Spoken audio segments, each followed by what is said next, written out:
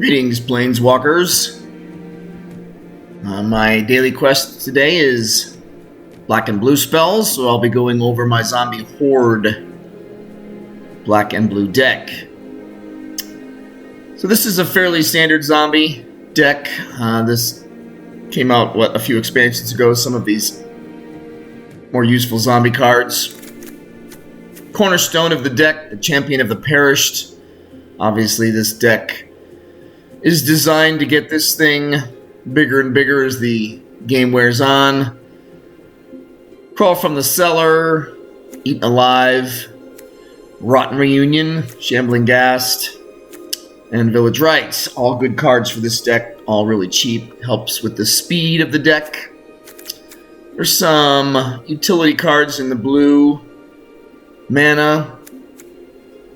I like the Ghastly Gloomhunter for only one black, one colorless. You get a flying lifelink that's got the option to kick if you're in the late game. Ghoulish Procession to get more of the tokens out to build your Champion of the Perished. This is a no-brainer for this one in keeping with the deck. You get enough tokens out, you can start sacrificing to boost the Sepulcher Ghoul. Tainted Adversary, this is a great mythic card for this deck.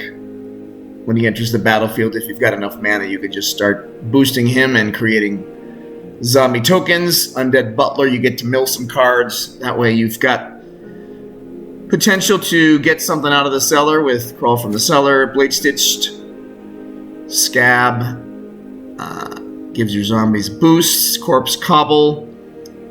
Depending on what zombies you get out, you can start manipulating them, whether you get a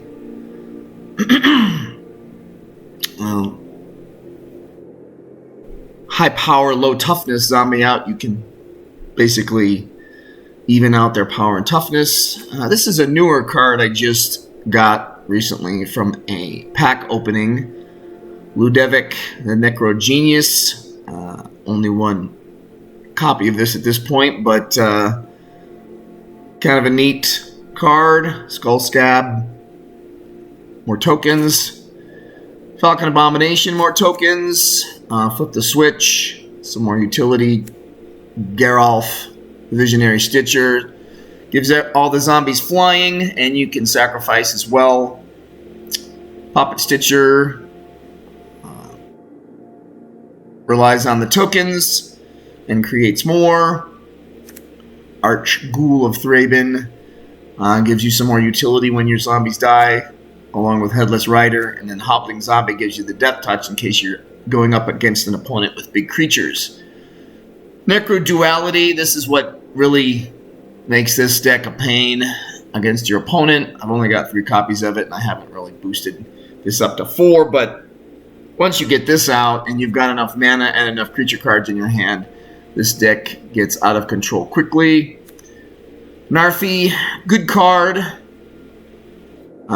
Snow and zombie creatures get +1/+1, and if your opponent takes them out, you can get them back from the graveyard. And then Snowlands, of course. It's a fairly thin deck for me. I have another version of this deck that's a lot thicker. It's got all the zombie cards in it, but the speed tends to suffer, and in which case the deck tends to suffer. So it's a good deck to play. Like I said, the Necroduality and the Champion of the Perished combination really gets this deck rolling, and it's got some utility in the 2 and 3 mana range to stave off various types of attacks from your opponent. And any one of the cards that you really like, you can get back from the graveyard with Crawl from the Cellar. So it's a fun deck to play.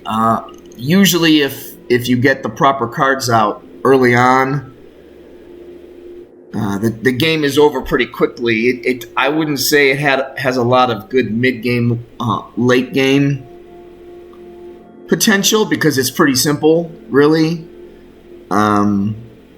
But it's a fun deck to play, with the zombie theme, and Port of Carfell will also help with Maybe getting something small out for something bigger or something more useful once you've got enough mana. So, as usual, like and subscribe. I'd really appreciate it for more decks. And you got any suggestions, leave them in the comments. If you've got a deck like this, which most people do, I think it's a pretty easy concept deck to come up with. Leave a comment, and we'll see you in game. This is Games has been saying so long.